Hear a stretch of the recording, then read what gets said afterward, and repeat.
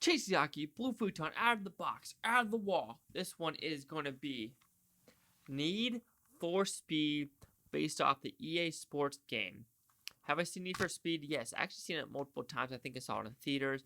I think I saw it with my dad. So this is my third or fourth time watching Need for Speed. And I won't lie, I enjoyed this movie for being the realism that it is. But let me go rewatch it and see if it still holds up, in my opinion.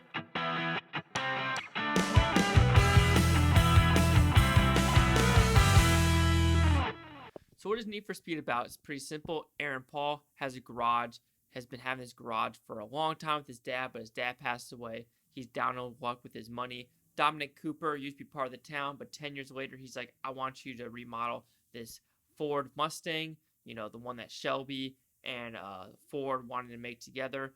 And basically, it's basically a shell. And what they had to do is, it's a $3 million car now all of a sudden.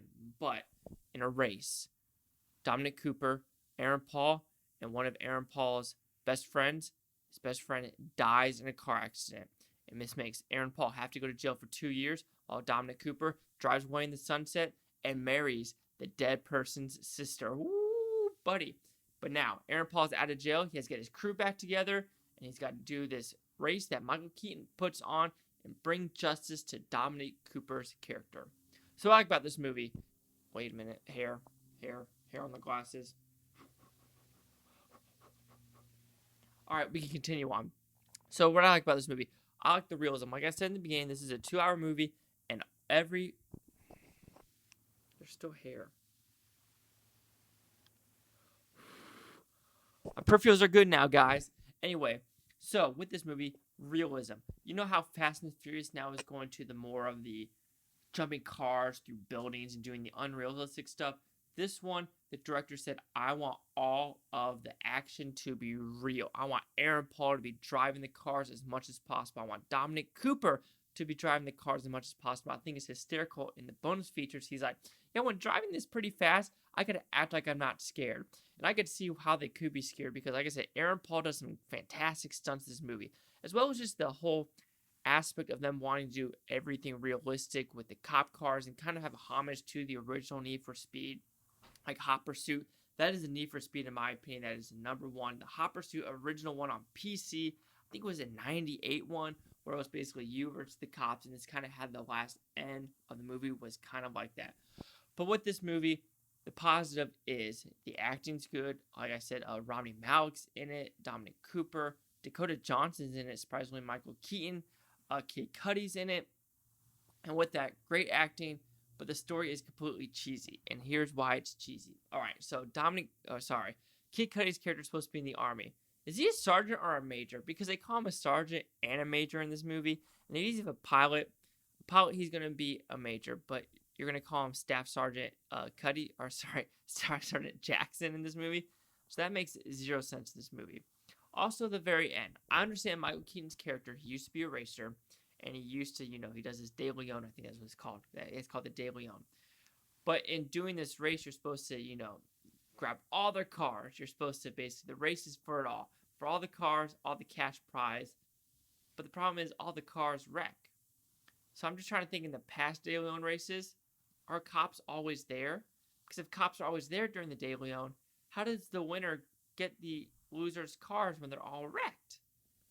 That doesn't make any sense. I understand it's more of a justice movie of trying to get, justice for what Dominic Cooper did to Aaron Paul and his friend.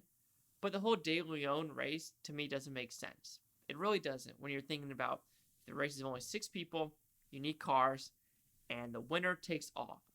But the winner can't take all when the cars are wrecked or they're impounded by the cops. That doesn't make sense at all. But, like I said, this movie isn't made for the story. It is made for the realism of the car chases, the crashes, and everything in between. Yes, this is way too long of a movie. This doesn't need to be a 2-hour and 10-minute movie. 100% agree. 100% agree. But I am a sucker for a ridiculous Transformers movies, like mixed with CGI and realism. And unfortunately, the Fast and the Furious franchise isn't going to that.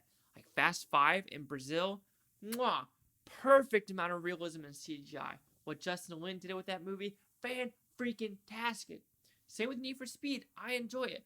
The problem with Need for Speed, the car chases are too little in between with what they're trying to do. I understand Rami Malek's character is like the tuner, but they really don't use his character to tune the cars. It's basically this is a road trip movie from New York to San Francisco, and them getting to shenanigans in between with car chases and doing stuff. And for a $3 million Mustang, every time something bad happens to it, you're like, ugh, ugh. But yeah, of course, you had the backstory of Dakota Johnson and Dominic Cooper's character with her brother and everything like that. But like I said, story-wise, it is not the greatest. It doesn't make sense. But with the actual car chases and what I enjoy with it, I do think it's a fantastic movie with realism. And that's like my sucker is realism for a movie like this. So yes, Need for Speed, I enjoyed it for what it was. Is it too long? Yes. It has a good cast. It has great car chases. And the story sucks, but with the actual car chases, I'm having to give it a thumbs up.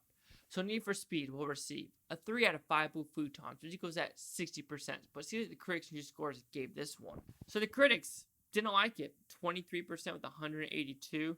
And the audience score, they were more forgiving with the 57% with 59,505. And here's the critic consensus.